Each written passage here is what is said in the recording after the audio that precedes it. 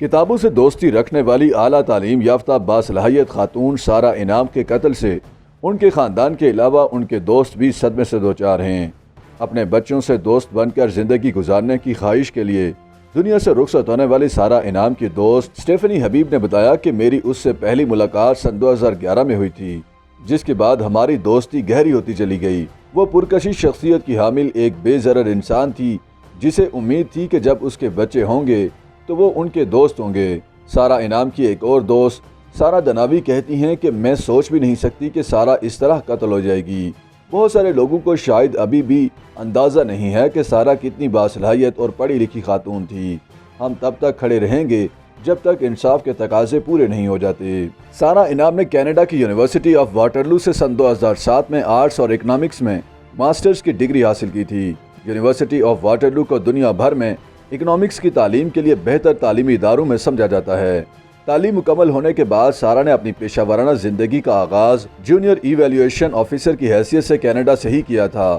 سن 2010 میں سارہ نے ابوظہبی میں بزنس کی ایک کنسلٹنسی کمپنی میں شمولیت اختیار کی، جہاں وہ 4 سال تک بحیثیت کنسلٹنٹ اور بعد ازاں سینئر کنسلٹنٹ تک خدمات انجام دیتی رہیں۔ اس کے بعد انہوں نے دبئی کے ادارے ایجوکیشن اینڈ نالج میں شمولیت اختیار کی۔ اسی منصوبے کے تحت پہلی مرتبہ ایک چارٹرڈ اسکول کا قیام عمل میں لایا گیا۔ 2021 میں سارہ نے دبئی کے ایک معاشی ادارے میں شمولیت اختیار کر لی، جہاں ان کی بنیادی ذمہ داری سرمایہ کاروں کی حوصلہ افزائی کے لیے پالیسیاں ترتیب دینا تھا۔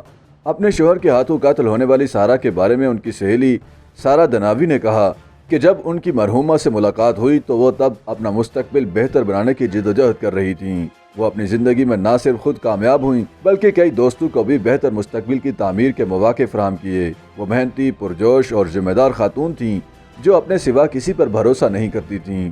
سارہ کے ایک اور دوست اسٹیفن کہتے ہیں کہ متحدہ عرب امارات میں ہم سب لوگ کام کی تلاش اور بہتر زندگی گزارنے کے لیے موجود تھے۔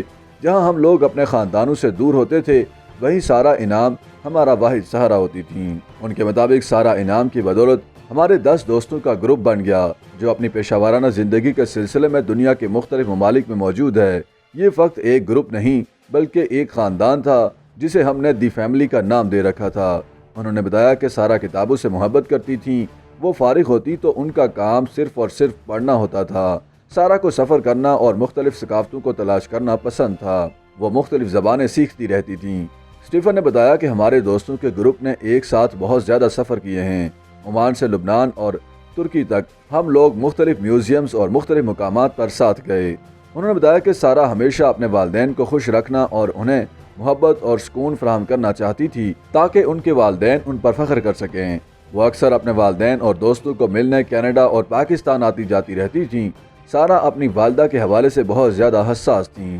سارہ دناوی کہتی ہیں کہ عمر کے اس حصے میں اب سارہ اپنی فیملی لائف شروع کرنا چاہتی تھی۔ وہ بھی چاہتی تھی کہ کسی کو چاہیں اور انہیں بھی کوئی محبت دے۔ میں جانتی ہوں کہ اگر وہ ماں بن جاتی تو وہ کتنی عظیم ماں ہوتی۔ اسٹیفن کہتے ہیں کہ سارہ کی بنائی ہوئی دی فیملی بکھر چکی ہے۔ اب شاید ان کا گروپ اس طرح اکٹھا نہ ہو سکے جس طرح پہلے ہوتا تھا، مگر اب دی فیملی کا ایک ہی مقصد رہ گیا ہے اور وہ یہ کہ سارہ انعام کو انصاف ملے، اس کے والدین کو انصاف ملے۔ اس لیے ہم نے فیصلہ کیا ہے کہ ہم لڑیں گے اور انصاف ملنے تک لڑائی جاری رکھیں گے۔ سارہ دناوی کہتی ہیں کہ اب سارہ واپس نہیں آ سکتی، مگر مجھے امید ہے کہ اسے جلد از جلد انصاف ملے گا۔ YouTube پر گوگلی نیوز دیکھنے کے لیے youtube.com کی سرچ بار میں googly news T V type کریں۔ گوگلی نیوز کے پیج پر سرخ رنگ کے سبسکرپشن والے بٹن پر کلک کرنا نہ بھولیے۔ YouTube پیج پر اپلوڈ ہونے والی ویڈیوز سے باخبر رہنے کے لیے بیل آئیکن پر کلک کیجیے۔ آپ کو ہر نئی ویڈیو کے بارے میں نوٹیفیکیشن موصول ہو جائے گا۔